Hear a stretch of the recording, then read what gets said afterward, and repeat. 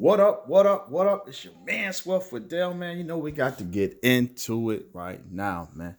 So listen, we're gonna talk a little bit about why commercial real estate. We got Corona going on and the market's looking crazy. And I'm gonna talk about this. Take a little bit of time. So check it out. Why commercial real estate? First, let's get into commercial real estate. Now, commercial real estate, it falls into a lot of categories. Storefronts, office buildings, malls, apartment complexes, small apartment buildings. These are items considered commercial real estate, right? But not all commercial real estate is equal. I'm not interested in malls, apartment buildings. A lot of REITs and things, they own a lot of malls and stuff. And they be like, Dale, why you don't invest in REITs? I'd be like, because they own too much commercial office space and malls, and I have zero faith in that. So check it out. We're gonna get into what's the major differences, right? So let's look at the single family, right? We'll start there because that's just the regular houses that people buy, and I still have a few, but single family, right? In a time like now, right? The country's panicking and things like that.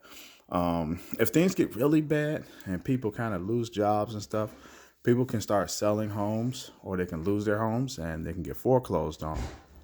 And this is effectively going to drop the value of the home, right?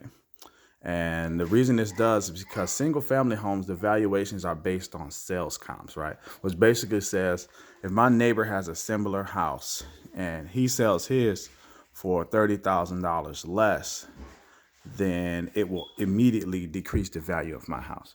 So that's what kind of sucks about that, right? The valuation is based on sales comps, is based on what the next person with a similar house in a similar area sold for. So that can hurt you, right? So when you start to look up and talk about commercial, you got some other commercial spaces, right? Office buildings are commercial space, which people think that's a great investment. People need offices. Malls are commercial real estate. People think that's great. People are going to keep shopping. Storefronts, restaurants and stuff, right? That's all commercial space you can invest in. Even though these are all commercial spaces, I don't have a lot of faith in those either. And here's why. As you see right now, what are they telling people to do that have the ability to do it? They're telling them to telework, right? There's not going to be people in offices, right? And that's not just with this current situation with the corona.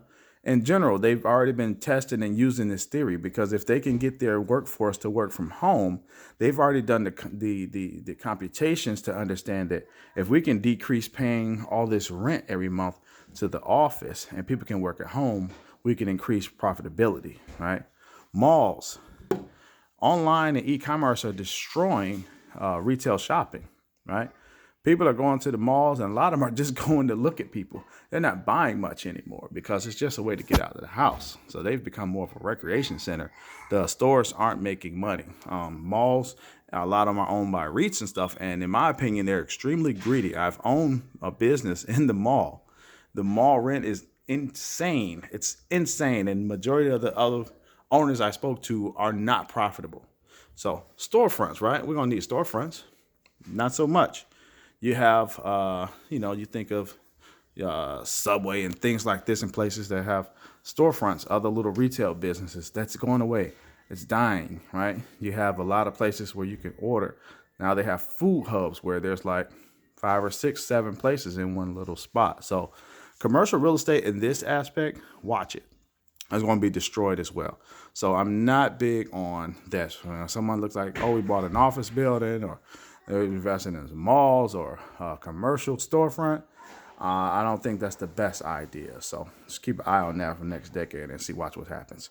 So what commercial space do we have left? We have what I consider commercial residential, right? These are apartment buildings. People have to live. They have to live somewhere, right?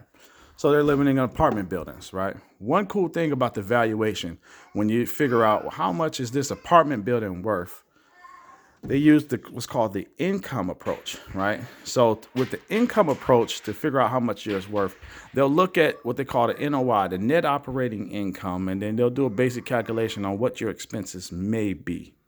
And then they look at the cap rate, right? The cap rate is basically the average percentage that stuff sells around in that area. And when I say percentage, you might say what they call a 10 cap, right? Which basically means, okay, homes properties generate 10% of what they cost in this area. Meaning a building's $1 million, it should produce the owner $100,000 a year. So they use the income approach. Now the income approach, it's not going to falter much because right now we're going through what they consider a pandemic. But I'm pretty sure if anybody currently is living in an apartment building, the owner didn't send out letters and say, hey, the country's going through a pandemic, we're going to decrease your rent this month. It just doesn't happen that way. So his valuation is intact, and it stays intact because it still produces the same amount of money that it did before.